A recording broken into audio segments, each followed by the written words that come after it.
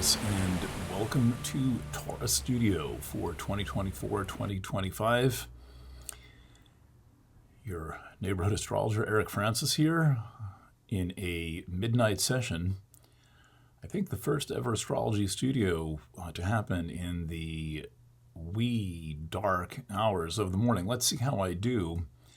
I'm not totally convinced I can carry this off, but it has been a absolutely tremendous week, and if the speed of events in the world is any indication of the speed of events in your life, there is a lot going on, and so I thought I would give this a try now rather than waiting till the morning. Thank you for your patience getting this reading to you. I genuinely appreciate being able to do this work at a time when it fits in time, but also when I'm feeling psychologically and emotionally prepared. And so that there's kind of like two roulette wheels moving at once there. And so we may be in the zone now. Capricorn is rising at this time. The moon is newly in Aries at this moment, working at right around midnight on the 4th, overnight into the 5th. So I've cast Horary, and but mainly I'm going to work with the Taurus new moon chart and then the May 13th Sun conjunct Uranus chart. I call this reading Taurus Ocean,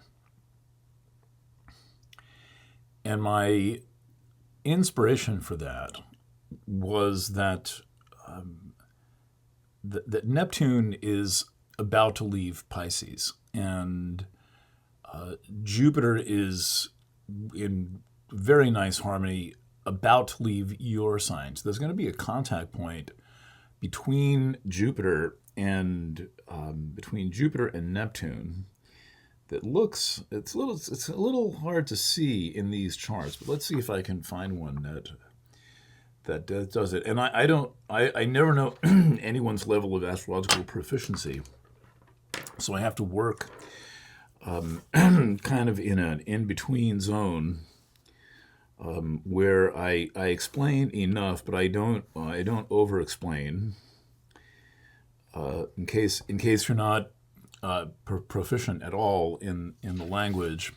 And for those who don't get all the seeming jargon, none of it's jargon. Everything that I'm describing is some form of an energy or color of experience that is fully relatable in Earth terms. But I'm looking at it in this circular language, which is special because it's language where every letter in the alphabet relates to every other letter, whereas when you're reading left to right, you just read. You're leaving thousands of things behind. But with astrology, you're pretty much staying in the same place. But these lines, you could call each of these lines a kind of a read of its own.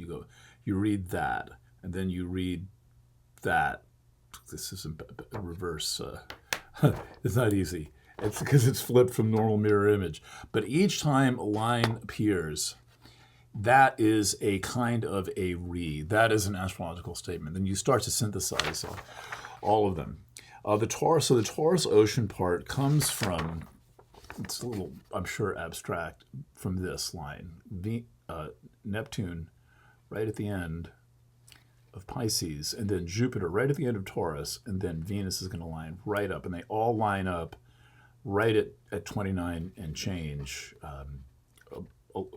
quite soon after this. And the Sun's already in Gemini, but it does not matter. However, let's talk theme here.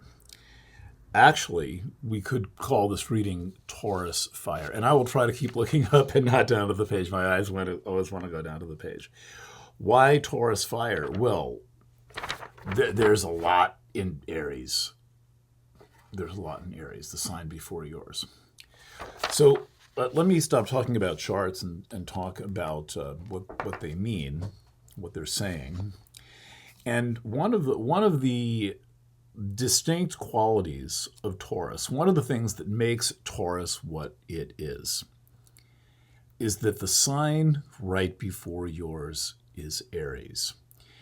And in the decades that I've been working in this technique that is not that accepted by the mainstream astrological profession, which is solar houses.